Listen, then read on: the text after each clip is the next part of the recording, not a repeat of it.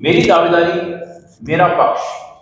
आज इसी क्रम में आवाज राशन की टीम पहुंची है अजमेर उत्तर विधानसभा क्षेत्र में। यहां पर दावेदारी कर रहे दावेदार से हम मुलाकात करेंगे। हमारे संपादकीय प्रभारी नेमीचंद तंबोली आपकी दावेदारी के बारे में जानकारी लेंगे। खबरा साहब, आपका बहुत बहुत स्वागत है हमारे इस चैनल में। और आप यहाँ अजमेर उत्तर से अपनी दावेदारी पेश कर रहे हैं। आप राजनीति में कब से हैं? पहले तो मैं आप सबको, पूरी टीम को धन्यवाद देना चाहता हूं और आज हमारे दर्शकगण से भी मैं रूबरू हो रहा हूं, इसलिए उनको भी मैं हार्दिक शुभकामना और अभिनंदन करना चाहता हूं। आपने जैसा कि चाहा कि मैं राजनीतिक क्षेत्र में कब से हूं, राजनीतिक क्षेत्र में जीवन का प्रारंभिक जब जनसंघ का टाइम चल रहा था 80 और 85 के बीच में भी मैंने कार्य किया है। उसके बाद में मैं ग्राम श्रीनगर में आरएसएस का मूल परिवार का संघ का कार्यकर्ता रहा और उसके बाद में जैसे जैसे कालखंड बीतता रहा तब बूथ अध्यक्ष से लेकर मंडल अध्यक्ष, जिला कार्यकारिणी सदस्य, अकाल रात कमेटी सदस्य, चुनाव के मुख्य अपने निर्वाचन जो होता है इलेक्शन एजेंट, वो मैं विधानसभा स्तर पे रहा, सावलाल जी के चुनाव में रहा, रासा सिंह जी के चुनाव में रहा, पुखराज जी पाड़िया के चुनाव में रहा, मदन सिंह जी रावत के चुनाव में रहा। उसके पश्चात 2000 के पश्चात लगभग अजमेर में उत्तर विधानसभा क्षेत्र में ग्रामीण क्षेत्र का कार्यभार देखने का अवसर मिला। 1 नंबर वार्ड का मैं रहा, संयोजक रहा और उसके बाद में जैसा कि माननीय हमारे यहाँ के विधायक देवनानी जी के कार्यकाल में जब जब जो कार्य दिया गया, चाहे तो ओबीसी सम्मेलन का मुझे सह संयोजक बनाया गया, योग शिविर का मुझे संयोजक बनाया गया और साथ में जब मोदी जी पधारे थे गए चुनाव के टाइम, तब 3100 भगवा साफे की जो रैली निकाली उसका मुझे संयोजक के नाते कार्य दिया गया। आपके पास पद रहे, दायित्व रहे और वर्तमान में भी आपके पास शायद भाजपा का दायित्व है, ओबीसी इसका बुद्धिजीवी प्रकोष्ठ का। जब भाजपा सब कुछ इतना है और भाजपा का ही वर्तमान में विधायक हैं, तो फिर आपकी दावेदारी का कोई ऐसा नया कारण कि आप दावेदारी कर रहे हैं? देखिए, वर्तमान में मेरे पास प्रभुजन प्रकोष्ठ का संभाग प्रभारी का दायित्व है और जो एयरपोर्ट है अपना, उसमें एक टीम बनी हुई है, उसमें भी मैं सलाहकार समिति का सदस्य हूँ। राजनीतिक क्षेत्र में आने वाले हर व्यक्ति की महत्वाकांक्षा रहती है कभी न कभी उसको अवसर मिले। गत चुनाव में माननीय देवनानी जी के साथ में कार्य करने का अवसर तो रहा ही, तो उस समय ये बात करीब करीब तय हो गई थी और अखबारों के माध्यम से भी आपको अवगत होगा कि देवनानी जी कहा मेरा आखिरी चुनाव है और एज का पड़ाव भी है, तो हम जैसे कार्यकर्ता 2018 का चुनाव जिसकी बात कर रहे हैं, 2018 के चुनाव में तो क्या अभी देवनानी जी नहीं मान रहे उनका आखिरी चुनाव फिर से? आपको क्या लग रहा है? देखिए, ये राजनीतिक क्षेत्र की महत्वाकांक्षा है और महत्वाकांक्षा आदमी कब उसको कंप्लीट माने नहीं माने वो अलग विषय है, लेकिन मेरा विषय ये जरूर है कि उत्तर विधानसभा क्षेत्र में अगर कार्यकर्ता का अभाव होता तो हमें बात समझ में आती, लेकिन उत्तर विधानसभा क्षेत्र में आपका विरोध भाजपा से है या वर्तमान विधायक से? नहीं, मेरा न तो वर्तमान विधायक साहब से विरोध है और भाजपा से तो हो ही नहीं सकता है। भाजपा तो हमारे रग रग में बसी हुई भाजपा है, तो भाजपा का विरोध नहीं है हमारा। वासुदेव जी देवनानी चूंकि हमारे वरिष्ठ है, पिता तुल्य हैं, तो हम ये चाहते हैं कि वो हमको आगे बढ़कर अवसर दें और अवसर देने को हमको कार्य में कुशलता भी सिखाएं। गत 20 साल से विधायक हैं भाजपा के, वो 10 साल सरकार भी रही हैं, तो आपको नहीं लगता कि उन्होंने कुछ ऐसा जो नहीं किया वो आप करने जा रहे हैं, इसीलिए आप दावेदारी कर रहे हैं, ऐसा कुछ?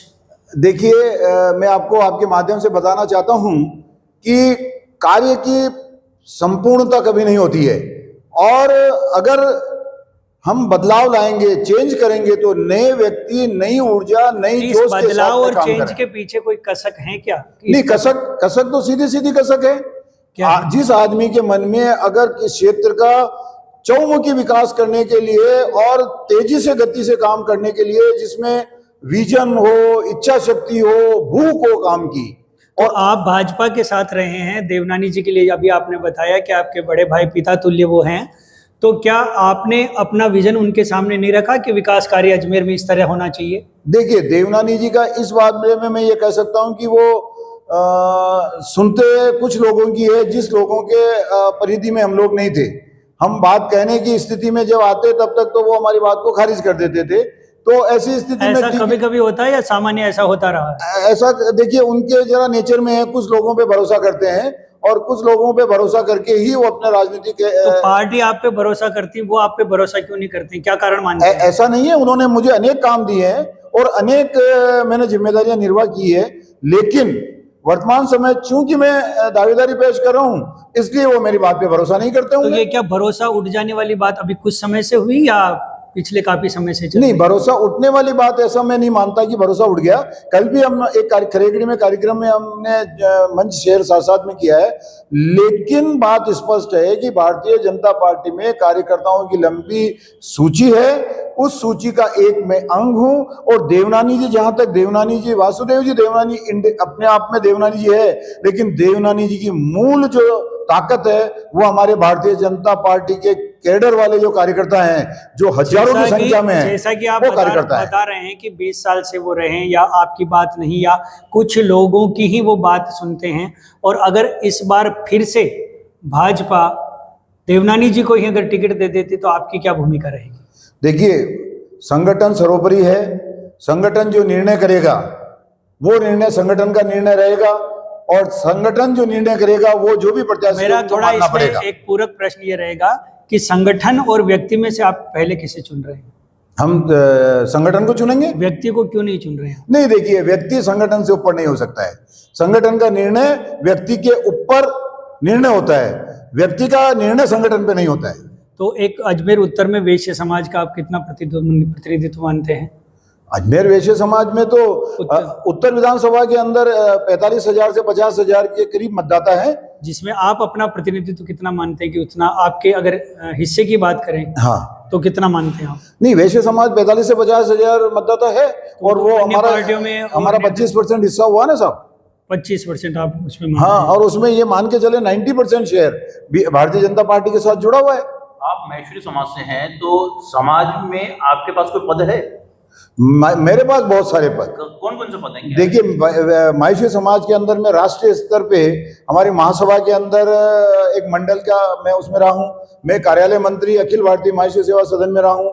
मैं एकल विद्यालय अभियान जो कि संघ की जुड़ी हुई उसमें 7 साल तक मैं अजमेरू का अध्यक्ष रहा हूँ। मैं वैश्य समाज का पिछले इस वाले पीरियड के पहले 7 साल तक मैं वैश्य समाज का जिलाध्यक्ष रहा हूँ, प्रदेश कार्यकारिणी में रहा हूँ। मेरे पास में राजनीति के साथ साथ में समाज, सनातन, धार्मिक अनेक ऐसे पद हैं जिनको अगर मैं गिनाने लगूंगा तो बहुत लंबी तारीफ है, और वो आपको क्षेत्र में हर समय आपको हर रोज अखबारों में आपको पढ़ने को मिलेगा कि मैं सक्रिय रूप से पूरे क्षेत्र में, चाहे धार्मिक कार्यक्रम हो, सनातनी कार्यक्रम हो, मंदिर के कार्यक्रम हो, समाज के कार्यक्रम हो, वैश्य समाज के कार्यक्रम हो, हमारे व्यक्तिगत कार्यक्रम हो, गरीब कच्ची बस्ती के कार्यक्रम हो, सब में मेरी उपस्थिति मिलती है। आपने राजनीतिक रूप से अपने सक्रियता को दिखाया, सामाजिक तौर पे महेश्वरी समाज में अपनी सक्रियता को दिखाया, जन सेवक के रूप में आप किन किन संस्थाओं से जुड़े हुए हैं तथा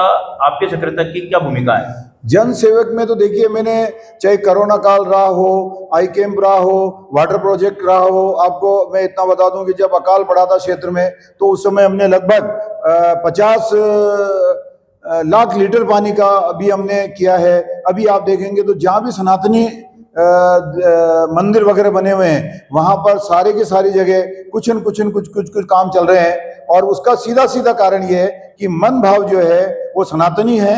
किसी संस्था से जुड़े हैं आप? मैं अनेक संस्था से जुड़ा हूं, जैसे भगत सिंह नौजवान सभा का मैं सदस्य हूं, केशव माधव परमार्थ मंडल का मैं संरक्षक हूं, और ये अपने बाबा रामदेव मंदिर का मैं संरक्षक हूं। मैं आपको ये बात बताना चाहिए, खरेगड़ी वाले मंदिर का मैं संरक्षक हूं। इधर हमारे बाबा ये कृष्णगंज वाली संस्था उसका संरक्षक हूं। हमारे कृष्णगंज समिति का मैं सचिव हूं। मतलब ऐसी अनेक संस्थाएं हैं जिनके जैसे अभी आपने बताया वर्तमान विधायक जो सिटिंग एमएलए साहब देवनानी जी हैं, मनभेद और मतभेद वाली आपने बात कही कि साहब कहीं कार्यों को लेकर मतभेद होगा, मनभेद की आपने बात साफ इनकार कर दी कि उनसे मनभेद नहीं है, लेकिन क्या ऐसे भी कहीं मीडिया के माध्यम से या कहीं ना कहीं गाहे बगाहे सुनने को मिल रहा है कि उनके विरोध वाले खेमे के व्यक्ति सब आपके साथ हैं? ऐसे कोई हैं व्यक्ति आपके साथ? देखिए, विरोध और जैसा आप कार्य को लेकर, विकास को लेकर जो विरोध कर रहे हैं, ऐसा कोई आपका अलग से संगठन एक बना है जो आपकी तरफ है? नहीं, विगत देखिए, दिनों जिसे आपने एक प्रेस कॉन्फ्रेंस के माध्यम से भी देखिए, अजमेर की समस्याओं को उठाया था, एक जन आंदोलन की बात की, तो वहां पर भी उस क्षेत्र के कुछ सरपंच या कुछ संगठन के लोग थे, तो ऐसा कोई संगठन आपने बनाया क्या? देखिए, मैं जनसेवक हूं और जनसेवक के सामने अगर कोई भी हजारों की संख्या में लोग अगर मुझे कहेंगे कि साहब हमको एक ये कार्यक्रम करना है, तो और वो जो भी व्यक्ति होंगे उनके साथ मुझे बैठना रहेगा। लेकिन जो मुझे दायित्व है, पार्टी का दायित्व है, वो पार्टी का झंडा, बैनर या उसका नेम वो अपनी जगह है और मैं व्यक्ति अपनी जगह हूं। जो ऐसा अगर, लेकिन उसके पीछे मोटिव ये होना चाहिए, हमारा क्षेत्र का विकास की बात हो, हमारे वर्तमान जो कांग्रेस सरकार है उनकी कुरीतियों के बारे में चर्चा हो, लेकिन हम जो भी कुछ काम करेंगे उत्तर विधानसभा क्षेत्र के विकास की बात करें। अजमेर उत्तर में जैसे भी आपने विकास की बात की, ऐसा क्या मानते हैं आप जो होना चाहिए था विगत 5 साल में या 10 साल में वो नहीं हुआ, अटका ही पड़ा, वो बताइए आप। देखिए, मैं इतना कहना चाहता हूं, क्या हुआ और क्या होना चाहिए उसमें एक मैं पूरी बात कह सकता हूं कि अगर मुझे अवसर मिले तो मैं ये कह सकता हूं कि अजमेर में जो मेरा एक ड्रीम है, मेरी सोच है, वो एक ऐसी सोच है कि अजमेर जो पूरे भारत की राजधानी होने वाली थी, इतना बड़ा इसका नाम था, मेवाड़ा स्टेट प्रदेश की राजधानी होने वाली थी, और अजमेर को जो जिस सेंटर, जहां सेंटर में अजमेर बसा हुआ है, इस सेंटर के अजमेर का इतना जबरदस्त विकास होना चाहिए जिसकी कोई कल्पना नहीं कर सकता हो। उसके तौर पे मैं कहना चाहता हूं कि मेरे मन में भाव ये है कि अजमेर में एक रिंग रोड बने, और रिंग रोड कहां से बने? वो नौसर घाटी के राइट हैंड से चले, चाचावास इसमें हो, नारेली इसमें हो, श्रीनगर रोड की पहाड़ियों के बीच में से निकले, सेदरिया इसमें हो, बड़गांव इसमें हो, सोमलपुर इसमें हो, और उधर मीणा होती हुई वो अजयपाल जी वाले रास्ते से होती हुई वो अजयसर, खरेगड़ी और नागपाड़ की पहाड़ियों में से होती हुई पुणे यहाँ पर आ जाए। 5 साल पहले आपकी सरकार थी, देवनानी जी मंत्री भी रहे, तो क्या व्यक्ति से नहीं आपने पार्टी के सामने अपना ये विजन रखा कि ऐसा होना चाहिए विकास के बारे में? बिल्कुल, आपने अच्छा कहा। मेरा ये जब भाईसागर रोड पे ये पैराडाइज, जब माननीय हमारी मुख्यमंत्री वसुंधरा जी पधारी थी, तब मैंने उस मीटिंग में सार्वजनिक तौर पे ये कहा था कि मैडम मैं आपसे हाथ जोड़ के निवेदन कर रहा हूं, हमें एक रिंग रोड दे दीजिए, क्योंकि वो चुनावी समय नजदीक आ रहा था। उसी समय हमने एक बोरास से चामुंडा माता का रोड मांगा था, तो उन्होंने वो रोड तो सेंक्शन कर दिया, और ये चूंकि बड़ा काम था तो बोले ठीक है, अगली बार जब सरकार आएगी जब देखेंगे, तो फिर सरकार आ नहीं पाई, हम उस काम को करा नहीं पाए। अजमेर जो है इसमें, अजमेर उत्तर, इसमें आप सबसे बड़ी समस्या किसकी मानते हैं? देखिए, अजमेर उत्तर में तो समस्या तो अनेक है, लेकिन सबसे बड़ी समस्या है कि यहाँ पर पानी की जो पीने की व्यवस्था है वो इतनी खराब हो चुकी है जिसको संभालना बहुत मुश्किल हो रहा है। उसका क्या कारण है, मैं आपको थोड़ी जानकारी देना चाहता हूं कि अजमेर में जो स्टोरेज टैंक है वो पिछले 20 साल पुराना बना हुआ है, उसमें हमारे जितने कनेक्शन की कैपेसिटी थी उसके अकॉर्डिंग वो स्टोरेज टैंक है। हमारा विजन ये कह रहा था कि हमारे अजयसर और खरेगड़ी के जो काजीपुरा के जो पहाड़ है वो इतने हाइट पे है कि वहां एक बड़ा स्टोरेज टैंक बने, डायरेक्ट उसमें सप्लाई हो, और वहां से पूरा उत्तर विधानसभा क्षेत्र में पानी की सप्लाई हो, तो 24 घंटे में पानी मिल सकता है। कच्ची बस्तियां भी काफी है यहाँ पर, पट्टों की मांग भी काफी लंबे समय से चली आ रही है। 20 साल से वासुदेव देवनानी यहाँ पर विधायक हैं, क्या पट्टे नहीं दे सकते? देखिए, ये आपने बहुत अच्छी बात कही। मेरा इसमें कहना है कि मैं 2 साल से जहां जहां शिविर लगे हैं, जहां जहां इनके प्रपत्र जारी हुए 2021-22 से सरकार के, मैंने ज्ञापन दिए, धरने दिए, सब कुछ उनको जानकारी देने की कोशिश करी कि सरकार ने जो प्रपत्र निकाले हुए हैं उस प्रपत्र में अजमेर क्षेत्र में चारों ओर जो 48 कच्ची बस्तियां बनी हुई है वो 10 फीट से 20 फीट के रोड पे भी पट्टे दिए जा सकते हैं, लेकिन सरकार के यहाँ नुमाइंदे जो बैठे हैं वो इस बात को सुनते नहीं है। हमारे हाथ में चूंकि किसकी कमी मानते हैं आप, विधायक की या प्रशासन की? देखिए, इस बात में मैं ये कह सकता हूं कि प्रशासन की कमी तो है, लेकिन राजनीति की इच्छा शक्ति भी कहीं न कहीं कमी है, जिसके कारण कि उनको प्रेशर करके हमारे इन गरीब लोगों का हम काम कराने में कहीं न कहीं हमारे से चूक हो गई। और यहां तक कि हमारे जो पहाड़ी क्षेत्र है, इसके अंदर अगर कोई भी इसके अंदर वन भूमि में भी अगर स्थायी निर्माण है तो 6 के 2021-22 प्रपत्र निकाला हुआ है कि उसके आधार पर प्रपोजल बना के राजस्थान सरकार को भेजा जाए, जिससे पट्टे मिले। मैं आपके माध्यम से बताना चाहता हूं जनता को, एक प्रपोजल नहीं गया है, प्रपोजल वहां से एक और आया है कि अगर चारागाह भूमि के ऊपर अगर स्थायी निर्माण बना हुआ है तो डाइवर्शन के तहत उस जमीन के बदले जमीन सिवाय दर्ज करके उनको पट्टे दिए जाएं। माकड़वाली, अजयसर जैसी जगह में हमको पट्टे नहीं मिल पाए। आप एक बात बताएं, हाल ही में परिवर्तन यात्रा अजमेर में आई, प्रदेश भाजपा के अध्यक्ष भी यहाँ आए थे, आपकी सक्रियता इस दौरान कैसे रही? देखिए, हमको जो जितनी जिम्मेदारी दी थी हमने बखूबी से परिवर्तन यात्रा में हमने हमारा कार्य किया और बहुत ही अच्छी परिवर्तन यात्रा के अंदर धूम धड़ाके से, और हमारे उप मुख्यमंत्री महाराज फडणवीस जी पधारे थे, हमारे प्रदेश अध्यक्ष जी थे, सारे लोगों के साथ में कार्यक्रम हमारा बहुत ही अच्छा हुआ। आपने बताया कि आपकी राजनीतिक शुरुआत श्रीनगर से हुई, आपका जन्म श्रीनगर से हुआ, तो आप नसीराबाद से टिकट मांगते हैं, आप उत्तर से टिकट क्यों मांग रहे हैं? बात सही है, पिछले 20 सालों से सक्रियता से मैं उत्तर विधानसभा क्षेत्र के गली गली से वाकिफ हूं। अनेक ऐसे काम किए मैंने जिससे मुझे ऐसा लगता है यहाँ के कार्यकर्ताओं का जो मेरे साथ जुड़ाव है और जनता जिस तरीके से मुझे प्यार करती है, तो मुझे लगता है कि उत्तर विधानसभा में अभी काम करने की बहुत गुंजाइश है और मुझे यहाँ पर सेवा देनी चाहिए, इसलिए मैं सक्रियता से काम कर रहा हूँ। भाजपा का जो आपने कार्यकर्ता होने के बावजूद यहाँ से अजमेर उत्तर से टिकट की मांग की है, काफ़ी पर्यवेक्षक भी आए हैं, सर्वे भी हुए, तो आपको नेशनल लेवल पे, स्टेट लेवल पे किसी का कहीं से आश्वासन मिला होगा तभी आप तैयार हुए हैं, ऐसा कुछ है? ऐसा नहीं है। तो भारतीय जनता पार्टी एक डिसिप्लिन वाली पार्टी है, वो अपना एनालिसिस हर एंगल से करने के बाद। नहीं, जिस तरीके से आप दावा कर रहे हैं कि साहब हमारा जो आज बात हो रही है दावेदारी की, वो दावा आप कर रहे हैं तो कहीं ना कहीं तो आपको आश्वासन मिला ही होगा, नहीं तो फिर यह है कि साहब पार्टी से आप विपरीत जा रहे हैं, इसको क्या माने? पार्टी की बगावत कर रहे हैं, आपको आश्वासन मिला इसलिए आप चुनाव के लिए तैयार हो रहे हैं? न मैं पार्टी की बगावत कर रहा हूँ, तो कहीं न मुझे आश्वासन मिला है। एक सच्चा सिपाही होने के नाते भारतीय जनता पार्टी के कार्यकर्ताओं के दुख सुख में खड़ा रहना, भारतीय जनता पार्टी के कार्यकर्ताओं के लिए धरने प्रदर्शन करना, भारतीय जनता पार्टी कार्यकर्ताओं के लिए उनको एकत्रित करके तो और खड़े रहना, ये कोई भी उस श्रेणी में नहीं आता। आप अगर विधायक नहीं हो तो भी कर सकते हैं पार्टी के साथ जुड़ के, अगर पार्टी को आप सर्वोपरि मानते हैं तो। विधायक के हमारे इतने वरिष्ठ हैं कि विधायक के अनेक काम रहते हैं, तो उसमें कार्यकर्ता अपने लेवल पे भी कार्य करें तो मूलतः तो काम पार्टी का हो रहा है। नहीं, मेरा जो क्वेश्चन था कि आप जैसे विधायक की दावेदारी कर रहे हैं, आपने कहा कि विधायक भी हैं, काम भी हो रहा है, पार्टी भी बड़ी, सब कुछ, तो फिर एक 100 में उठो, जैसे कि आपने कहा कि स्वतः स्फूर्त आपके मन में आया कि मुझे दावेदारी करनी चाहिए, तो इसके पीछे मूल कारण क्या माने? इसके पीछे मूल कारण तो है कि साहब, जब ये मालूम है कि 2018 में हमारे वासुदेव जी देवनानी ने ये कहा था कि भाई मेरा अंतिम चुनाव है, तो किसी न किसी एक कार्यकर्ताओं को तो पार्टी जिम्मेदारी देगी। अब वो पार्टी जिम्मेदारी उसको देगी जो सक्रिय होगा, वो तन मन धन से पार्टी की समर्पण भाव से सेवा कर पाएगा। आपके पैरेलल में और कोई आप नाम बता सकते हैं जो सक्रिय हैं?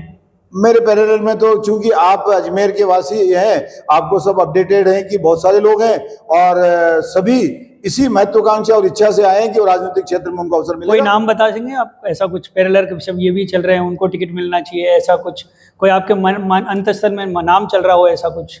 देखो, मैं सुनता हूँ, टीवी देखता हूँ, अनेक लोग हैं ऐसे, जिसमें मान लो मैं हमारे सुरेंद्र जी शेखावत की बात भी करना, अगर वो भी चाहते हैं, नीरज जी भी चाहते हैं और कमल प्रकाश जी भी बात कर रहे हैं, ऐसे लोग हैं तो अच्छी बात है। काबरा जी, पिछले 20 वर्षों की अगर बात करें तो अजमेर उत्तर विधानसभा क्षेत्र में सिंधी बहुल्य क्षेत्र माना जाता है। सिंधियों के संख्या बल ज़्यादा होने के कारण वासुदेव देवनानी जी को यहाँ से टिकट मिला। वह लगातार 20 वर्षों से यहाँ से जीत रहे हैं, राज्य मंत्री भी रहे, तो भाजपा आखिरकार परिवर्तन करे तो परिवर्तन क्यों करे? देखिए, उत्तर विधानसभा क्षेत्र आरक्षित सीट नहीं है, अघोषित मान लिया उसको। आरक्षित सीट नहीं है। पार्टी संगठन ने अगर वासुदेव जी देवनानी को चुनना निश्चित किया तो उन्होंने उनको दे दिया है। और चूंकि भारतीय जनता पार्टी के कर्मठ कार्यकर्ता अजमेर उत्तर विधानसभा क्षेत्र और दक्षिण विधानसभा क्षेत्र में होने की वजह से कैंडिडेट कोई भी वो जीत रहा है। हम इसको जातिगत आधार पर नहीं बांट सकते। जातिगत समीकरण तो वो हमारे वैश्य समाज के 45-50 हजार वोटर है, तो ऐसा हम ये नहीं कह सकते। सिंधी समाज से ज्यादा मैशूर समाज हमारे 40 से 45 हजार वोट है। अभी मैंने अखबार में कहीं पढ़ा था कि सिंधी समाज 16 हजार वोट कुछ है।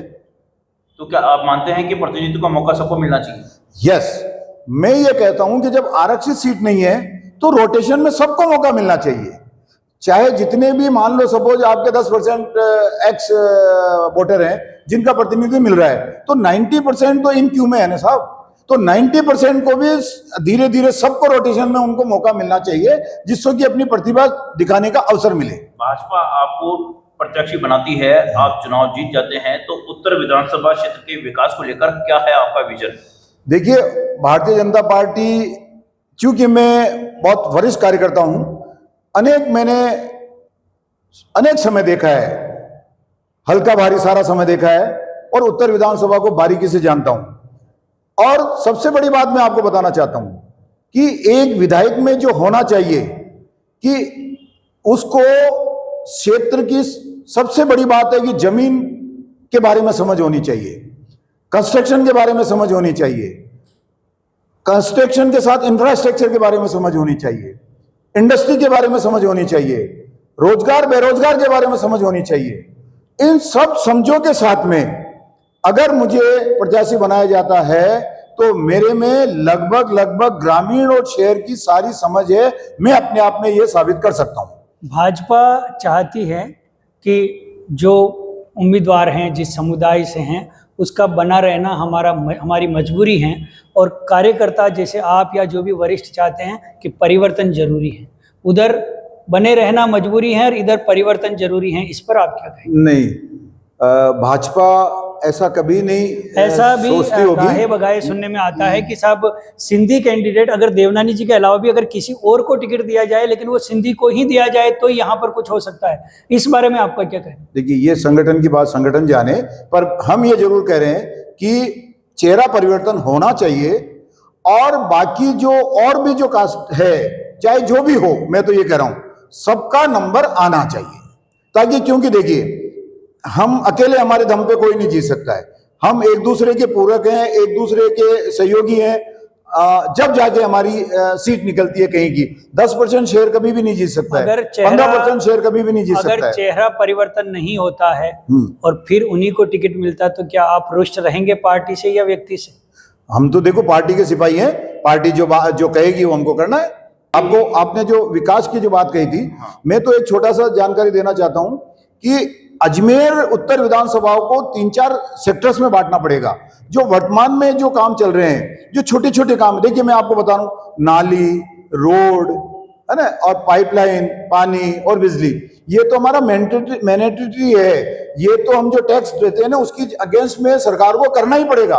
तो यहाँ तो शिलान्यास होना ही नहीं चाहिए। शिलान्यास होना चाहिए, जैसे उत्तर विधानसभा क्षेत्र में शिलान्यास होना चाहिए कि अगर लेफ्ट वाले हिस्से के अंदर 1.25 लाख पब्लिक रहती है, या एक बड़ा हॉस्पिटल हो 200 कमरे का। काबरा जी, मैं कहना चाहूंगा ये छोटे काम, सामान्यतः एक विद्वान ने कहा था कि अगर आप नाली की समस्या MP या MLA तक ले जाते हैं तो पार्षद भी तो छोटा मोटा काम वहां करवा सकता है, मेयर वहां पे, बोर्ड आपका यहाँ पर है। तो क्या इन समस्याओं से बोर्ड आपका होने के बाद भी निजात नहीं मिली? मैं यही कहना चाहता हूं कि मैं जगह जगह जो बोर्ड देखता हूं ना, वहाँ छोटी छोटी कामों के बोर्ड देखता हूं, मुझे लगता है उसके पीछे और गंदगी हो रही है। नहीं, नगर निगम में आपका बोर्ड है। नहीं, नगर निगम अपना काम कर रहा है, लेकिन मैं कहता हूं कि बड़े होर्डिंग बोर्ड लगने चाहिए। जो अजमेर पोटेंशियल है, मैं पोटेंशियल में आपको रिंग रोड बताई थी, मैंने कहा कि इस क्षेत्र में 200 बेड का हॉस्पिटल होना चाहिए। मैंने टाइम से मांग कर रहा हूँ। ये मांग कब से चल रही? लेकिन मेरी 2-3 सालों से मैं बात कहता रहा हूँ। और यहाँ पर एक हमारा कॉलेज होना चाहिए, एक हमारा यहाँ पर पानी की बड़ी टैंक होके उसको सप्लाई होनी चाहिए।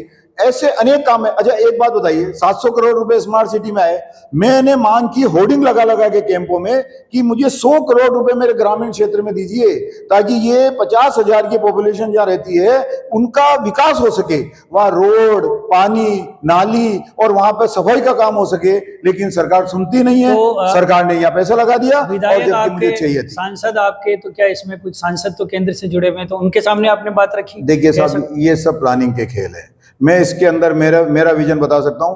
अगर बेस्ट प्लानिंग होगी तो हाफ वर्क इज डन, और best planning with time frame होगा तो 60% वर्क इज डन। अभी मैंने सुना है कि इसको पाथवे को तोड़ने की आई है, वो आई है, तो इसमें प्लानिंग में कहीं चूक हुई है। मैं ऐसे विदाउट प्लानिंग काम नहीं करता हूं। मैं तो सामाजिक काम भी प्लानिंग से करता हूं, राजनीतिक काम भी प्लानिंग से करता हूं और धार्मिक काम भी। आपको ये मैं बताना चाहता हूं कि हमारे अभी जितने भी क्षेत्र में मंदिर देवरे बन रहे हैं, उनमें आप जाके देखेंगे आपको सब में ग्रेनाइट मिलेगी, उसमें सब में जाके देखेंगे आपने एकदम बेस्ट क्वालिटी का उसमें मेटेरियल लगा हुआ मिलेगा। कारण है कि 100 साल की हमें नींव डालनी है। ऐसा नहीं है कि अभी जिन जिन विद्यालय में मैं गया हूं उसमें पानी चूरा है, 20 बाई 15 के कमरे हैं जिसमें 30 बच्चे नहीं बैठ सकते हैं। अभी मुझे अवसर मिला है कुछ काम करने का, आप जाके देखें 25 बाई 25 के कमरे हैं, 4-4 फैन लगे हुए हैं, जब जाके लगता है कि ये स्मार्ट रूम बना है। मैं दो काम पेश कर सकते हो आप? मैं बोराज का उदाहरण, बोराज के महात्मा गांधी विद्यालय का उदाहरण पेश करूं, आप जाके देखें, जहां 2.5 फीट पानी भरा हुआ था, वहां पर महिलाएं, बच्चियां 4 दिन स्कूल इसलिए नहीं आती थी कि बाथरूम नहीं था, टीचर किसी दूसरे के यहाँ बाथरूम करने जाती थी। जब मुझे मालूम पड़ी तो मैंने इसको इधर उधर से चारों तरफ से अप्रोच करके एक काम मैंने भामाशाह को पकड़ के ये काम कराया 6 महीने के अंदर अंदर। ऐसा पूरे बड़ा काम था ये 6,000 स्क्वायर फीट का काम है, जिसमें 60 लाख रुपए से अधिक तो लग चुके हैं और 50 लाख रुपए हम और लगाने का प्रयास कर रहे हैं, जिसकी वो विद्यालय ठीक हो जाए और उसमें 3-3 फीट पानी की भर्ती कराकर और उसको हमने ऐसा सुंदर विद्यालय बनाने का प्रयास किया है जहां 650 बच्चे पढ़ते हैं। ऐसे अनेक विद्यालय है साहब, मैं किस किस को गिनाऊं आपको। आप भाजपा से दावेदारी कर रहे हैं, आप 2 बातें ऐसी बताएं जो आपकी दावेदारी को मजबूत करती हो। मैं देखिए, सबसे बड़ी बात तो ये कि मैं पार्टीनिस्ट व्यक्ति होने के साथ साथ में सनातनी व्यक्ति हूं, और जिस काम को हाथ में लेता हूं उस काम को निष्ठा, लगन और पुरुषार्थ के बल पे उसको मैं रिजल्ट तक पहुंचाता हूं। ये मेरा पुराना 30 साल 35 साल का इतिहास है। ये थे सुभाष काबरा, जिन्होंने हमारे विशेष एपिसोड मेरी दावेदारी मेरे पक्ष में अपनी दावेदारी को बहुत ही मजबूती के साथ रखा। मैं विजय पाराशर, नेमिचंद तंबोली जी के साथ अजमेर उत्तर विधानसभा क्षेत्र से।